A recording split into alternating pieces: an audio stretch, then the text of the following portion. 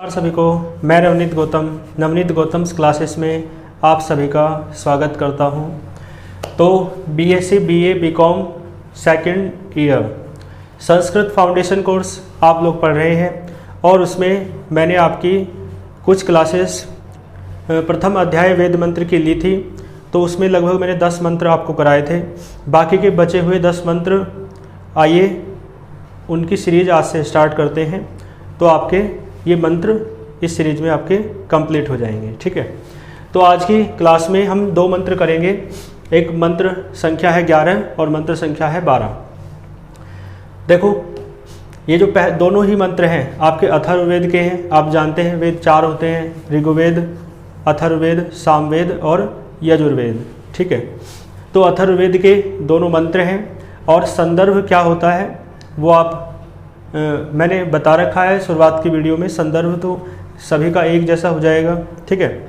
जैसे मान लो ये दोनों हैं तो आप कह सकते हैं कि प्रस्तुत मंत्र, वेदों में मंत्र होते हैं, ठीक है। गीता आदि में श्लोक हैं, लेकिन ये क्या है, मंत्र हैं।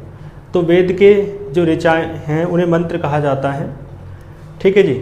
तो क्या कहेंगे, प्रस्तुत मंत्र अथर्ववेद के, वेद याद हो, है ना, वेद का नाम याद रख लेना कि प्रस्तुत मंत्र अथर्ववेद से उद्धृत है, ठीक है जी।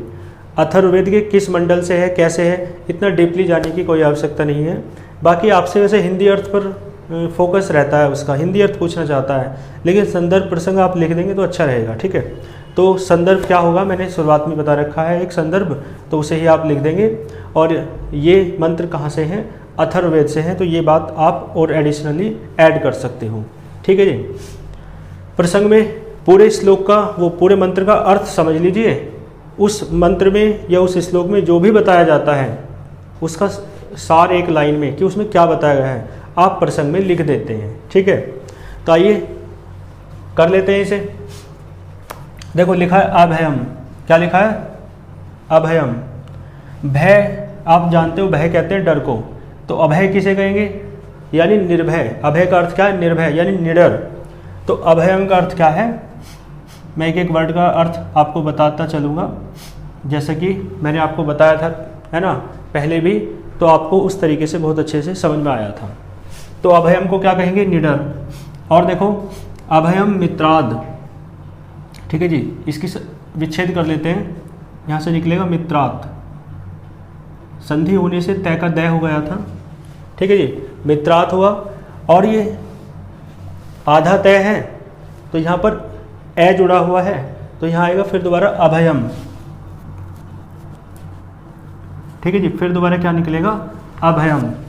और फिर देखो आधा में है तो यहाँ पूरा में है, तो इसका मतलब ए जुड़ा हुआ है, तो ए मित्राद। आगे क्या लिखा है, ए मित्राद। समझ गए भाई। जैसे यहाँ संधि होने से तय का दय हो गया था, आधा तय है तो एक ए भी इसमें जुड़ा हुआ है, तय प्लस ए, जब भी तो पूरा तय बनता है ता, ठीक है। तो इसका मतलब है इसका विच्छेद करोगे तो क्या निकलेगा, मित्रात, इतने से अभयम प्लस अमित्राद, ठीक है। अमित्राद या मित्रात तय भी लिख सकते हो, मित्रात, है ना। तो देखो इसका मतलब क्या हुआ, अभयम माने निडर, किससे, मित्रात, मित्रों से, यानी हे ईश्वर। इसमें ईश्वर की तो, ईश्वर से ही तो आप वंदना करते हैं कि हे ईश्वर ऐसा करो, ऐसा करो, ऐसा करो, ऐसा मत करो, ये सब प्रार्थनाएं हैं वेदों में। तो देखो अभयम माने निडर हो जाएं, यानी हे ईश्वर हम सभी निडर हो जाएं। किससे निडर हो जाएं, तो कहा मित्रों से, मित्रात, किससे निडर हो जाएं, मित्रों से। और आगे कहा अभयम अमित्राद। भाई देखो जब मित्र, मित्रात वर्ड है मित्र के लिए, तो अमित्रात किसके लिए होगा, शत्रु के लिए। तो इसका मतलब है हे ईश्वर हम सभी मित्रों से निडर हो जाएं, अमित्रात या शत्रुओं से भी निडर हो जाएं, निर्भय हो जाएं, ठीक है। बात समझ में आई। आगे कहा देखो यहाँ भी इसका जो आधा दय था ये, है ना, देख लो इसका ए जो है, मतलब इसका जो ए है अभयम का, ये इसके साथ आ रहा है। तो यहाँ भी ये क्या है, ये अभयम है, ठीक है। ये क्या है, अभयम, ठीक है जी। और इसका तो भयम है ना, ए इसके साथ है तो अभयम हुआ ये। और फिर देखो ज्ञाताद, आगे क्या लिखा है, ज्ञाताद, देखो ठीक है, ज्ञाताद और आधा दय, तो यहाँ क्या है, ए है इसके भीतर, तो अभयम, फिर दोबारा अभयम है, ठीक है जी। और ये क्या है, पुरो यह, ये उस मॉडल में गलत दे रखा होगा, यहाँ पे अपरोक्षात है, क्या है, अपरोक्षात, ठीक है जी। लेकिन ए तो इसके भीतर है तो केवल परोक्षात है, ठीक है जी। तो बात समझ में आई, यहाँ तक तो आपको समझा दिया मैंने। तो कहा अभयम, है ना, ए तो इसके भीतर था, तो अभयम ज्ञातात, ज्ञातात का मतलब क्या हुआ, यानी जो वस्तु आपको ज्ञात है, जो शक्ति आपको ज्ञात है, यानी जो शक्तियाँ हमें ज्ञात हैं, जो हमें ज्ञात हैं, उन सब से भी हम निडर हो जाएं, ठीक है। और आगे कहा फिर अभयम, अभयम परोक्षात, है ना, और परोक्षात का ए इसके साथ है, तो अभयम अपरोक्षात, ठीक है, क्या आएगा, अपरोक्षात, तो अभयम अपरोक्षात, क्लियर है। अपरोक्षात का अर्थ क्या हुआ, अपरोक्ष, परोक्ष तो वो है, ठीक है। अभयम अपरोक्षात का मतलब ये हो जाएगा, यानी जो हमारे सामने नहीं है, ठीक है, जो हमारे समक्ष उपस्थित नहीं है, क्लियर है, ठीक है जी। तो ज्ञातात का मतलब क्या हुआ, जो हमारे समक्ष उपस्थित है या जिसके बारे में हम जानते हैं उससे भी निडर हो जाएं, ठीक है जी। और साथ में हम अभय हो जाएं, किससे, जो हमारे समक्ष उपस्थित नहीं है, ठीक है, बात समझ में आ रही है। तो यानी जो हमारे समक्ष उपस्थित है या जिसके बारे में हम जानते हैं उससे भी निडर हो जाएं, और जो हमारे समक्ष उपस्थित नहीं है हम उससे भी निडर हो जाएं, ठीक है जी। पहली लाइन का अर्थ समझ में आया, दोबारा देख लो, यानी मित्राद, यानी हे ईश्वर हम सभी मित्र से निडर हो जाएं, अभयम अमित्राद, ठीक है, शत्रु से भी निडर हो जाएं, अभयम ज्ञातात, जो चीज़, जिस शक्ति या जिस वस्तु के बारे में या जिस व्यक्ति के बारे में हम जानते हैं उससे भी क्या हो जाएं, निडर हो जाएं, और अभयम परोक्षात, यानी जिस वस्तु के बारे में हम नहीं जानते हैं, जिस शक्ति, जो शक्ति हमारे समक्ष नहीं है या जो भी हमारे समक्ष नहीं है उससे भी हम क्या हो जाएं, निडर हो जाएं, ठीक है।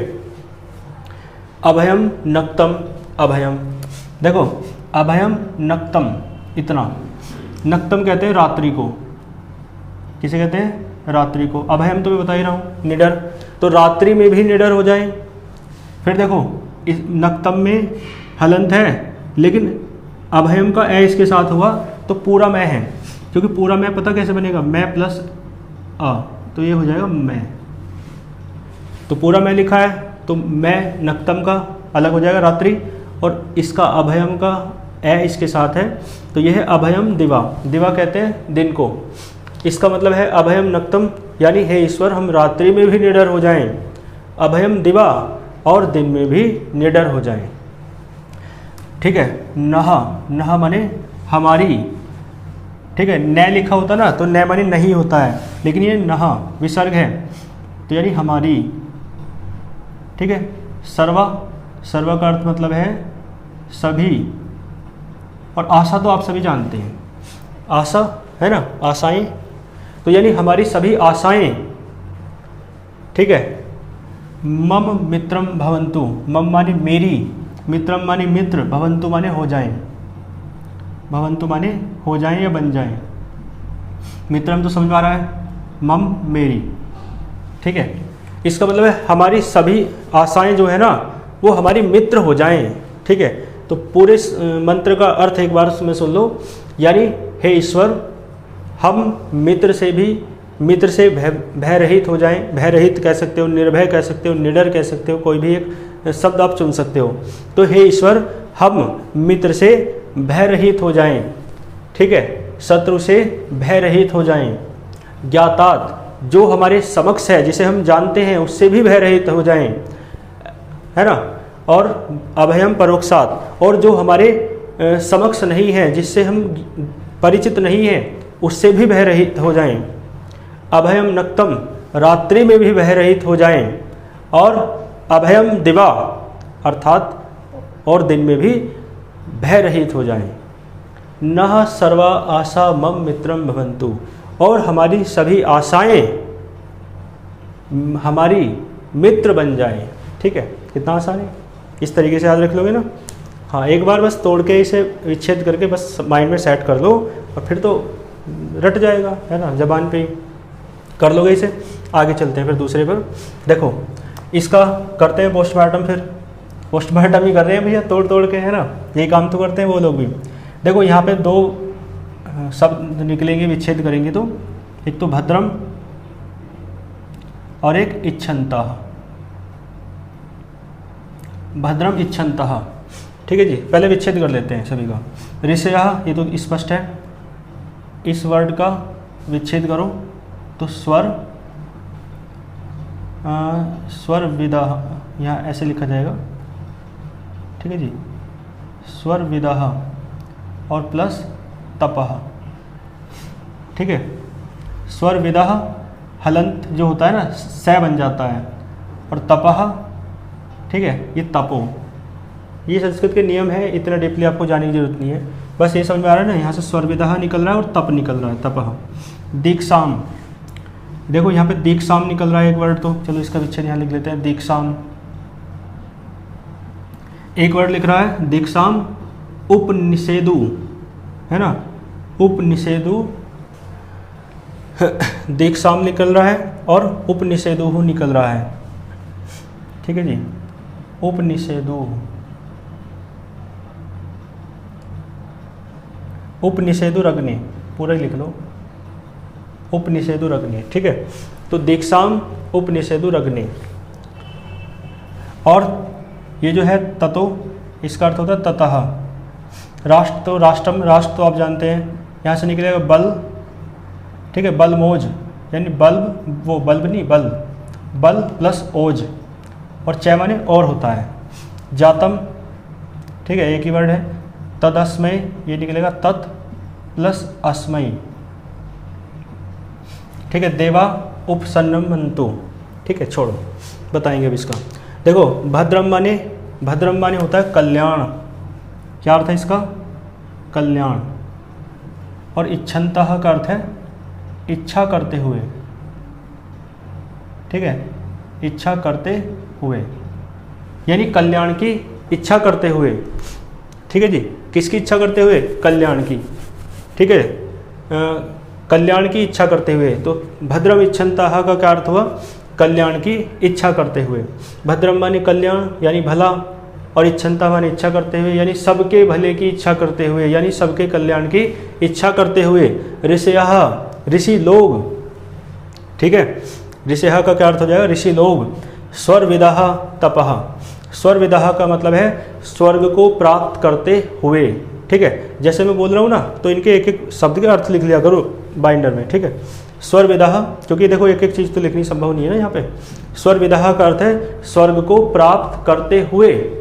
तपः, तप, और दीक्षाम, दीक्षा को कहते हैं ना, शिक्षा दीक्षा, वही तो है। तो तप और दीक्षा को प्राप्त किया, ठीक है। उपनिषेदुः का अर्थ है, ये अग्नि नहीं होगा भैया, अग्रे होगा, ऐसे अग्रे। तो यहाँ से दो वर्ड निकलेंगे, एक तो उपनिषेदुः निकलेगा और एक निकलेगा अग्रे, ठीक है, क्लियर है। तो देखो ध्यान देना, तो देखो स्वर विदः तपः, तो इसका मतलब है स्वर्ग को प्राप्त करते हुए। तप और दीक्षा को, ठीक है, दीक्षाम, क्या है, दीक्षाम माने दीक्षा को, तपः माने तप को, दीक्षा माने दीक्षा को। उपनिषेदुः, उपनिषेदुः का अर्थ है प्राप्त किया, ठीक है, क्या अर्थ है, प्राप्त किया, क्लियर है। और अग्रे, ठीक है, ये क्या लिखा है, अग्रे। अग्रे का अर्थ हुआ प्राचीन काल में या सृष्टि के आरंभ में, ठीक है जी, बात समझ में आई। तो इस पंक्ति का अर्थ ये हो जाएगा प्राचीन काल में, है ना, या सृष्टि के आरंभ में। ऋषयः माने ऋषि लोग, भद्रम इच्छन्तः माने हम सबके या सबके कल्याण की इच्छा करते हुए। स्वर्विदः, और स्वर्विदः माने और स्वर्ग को प्राप्त करते हुए क्या करते थे, तप और दीक्षा को प्राप्त किया या प्राप्त करते थे। ठीक है, तो इसका मतलब यह है कि प्राचीन काल में जो ऋषि लोग हैं, प्राचीन काल में ऋषि लोग सबके कल्याण की कामना करते हुए, सबके कल्याण की इच्छा करते हुए और स्वर्ग को प्राप्त करते हुए तप और दीक्षा को प्राप्त करते थे। ठीक है, क्लियर है प्रथम पंक्ति। और आगे क्या कहा, ततो यानी ततः, ततः का अर्थ क्या है, तब,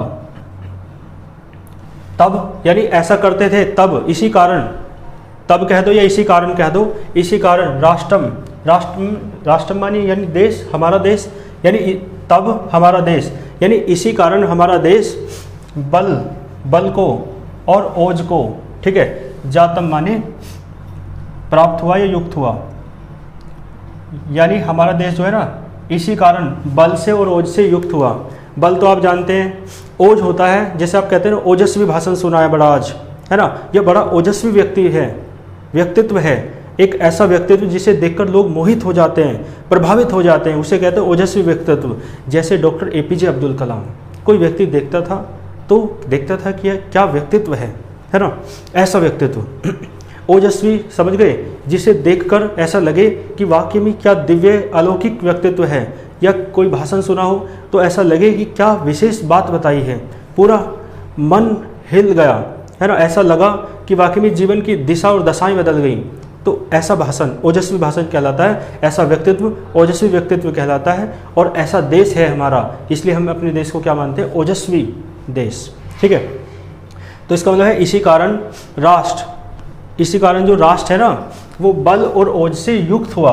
किस कारण से, कारण प्रथम पंक्ति में बताया मैंने आपको कि प्राचीन काल में यह है ना ऋषि लोग सबके कल्याण की इच्छा करते हुए और स्वर्ग को प्राप्त करते हुए, ठीक है, तप और दीक्षा को प्राप्त करते थे।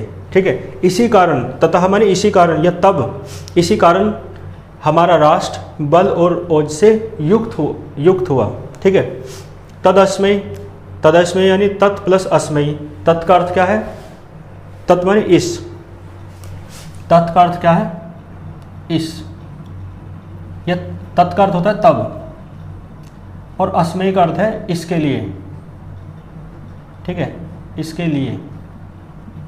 ठीक है जी, तो कह रहे हैं यहाँ तक तो समझ आया, तब इसके लिए, देवा माने हे देवताओं, उपसन्नम उपसन्वन्तु, उपसन्वन्तु का अर्थ होता है स्थापित करें। ठीक है, क्या करें, स्थापित करें।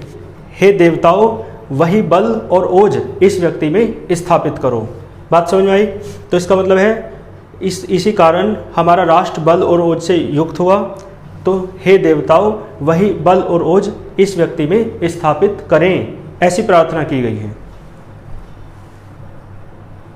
ठीक है जी, तो आज के 2 श्लोक हम, वो 2 मंत्र हम कंप्लीट करते हैं, फिर नेक्स्ट लेक्चर में आगे के मंत्रों के साथ मिलेंगे। अच्छे से अपनी पढ़ाई को जारी रखिए, कमेंट करिए, बताइए अपनी मन की बात। मिलते हैं नेक्स्ट लेक्चर में। All the very best.